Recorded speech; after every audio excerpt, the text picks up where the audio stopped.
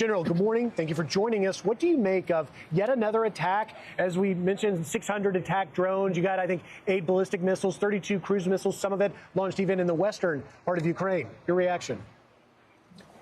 Yeah, well, you gotta know where Putin's head really is. You know, he's 3.5+ years into this war, and he hasn't been able to achieve his military objectives, which is take control of Ukraine, both military and politically. But he hasn't given up on those objectives, Griff. That's the reality of it. And what we see here is he's absolutely convinced that the best pathway forward to achieve those objectives is by escalating the war.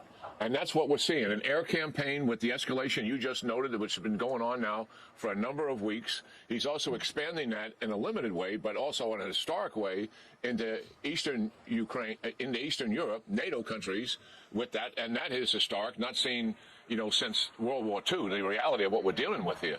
So, and also he's expanding his ground campaign in the Donbass region. Why is he doing all of that? Because he's absolutely convinced, look, the West hasn't done anything to convince me that this strategy is not going to work.